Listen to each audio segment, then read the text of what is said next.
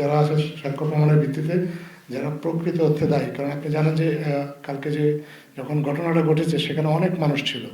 তো ঢালাও একটা গ্রেপ্তার অভিযান না করে যারা ঘটনার জন্য প্রকৃতভাবে দায়ী তাদেরকে সুনির্দিষ্টভাবে চিহ্নিত করে তাদেরকেই যাতে গ্রেপ্তার করা যায় সেই জন্য পুলিশ খুব নিবিড়ভাবে এই ঘটনাটা তদন্ত করছে এবং পরিবারের সাথেও যোগাযোগ রাখছে ভিকটিমের, যাতে করে নিরাপরাধ কেউ গ্রেপ্তার না হয় বা অযথা হয়রানির শিকার না হয়, কিন্তু প্রকৃত অপরাধীরা যাতে কোনোভাবে ছাড় না পায়।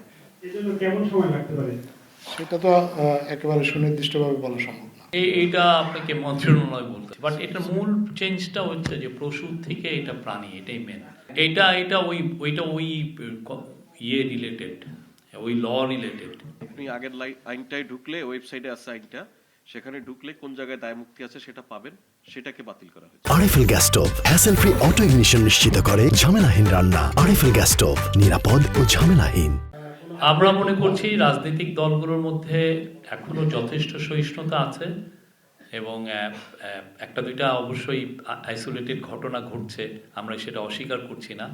বাট আপনি দেখেন ইলেকশন ক্যাম্পেইন শুরু হয়েছে 22শে জানুয়ারি, আজকে 29, 8 দিনের মতো। তো এইখানে তো আপনারা দেখছেন যে যেই ঘটনা ঘটছে, সোফার আমাদের পুলিশের হিসাবে মারা গিয়েছেন 4 জন।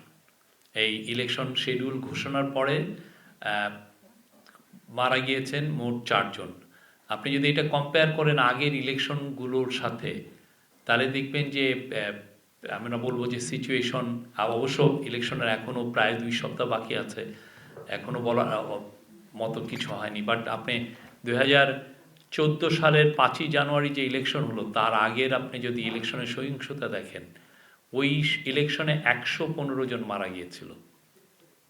সে অনুযায়ী আমরা মনে করি যে রাজনৈতিক দলগুলো যথেষ্ট সহিষ্ণু আচরণ করছেন, তারা ভালো ক্যাম্পেইন করছেন এবং সত্যিকার অর্থে আপনি দেখবেন যে তারা অনেক আইনগুলোও মেনে চলছেন। যে ইলেকশনে যেগুলো ল আপনি খুব কম পোস্টার দেখবেন, পোস্টার কিন্তু আমরা অত দেখছি না। আচরণবিধি খুব ভালোভাবে তারা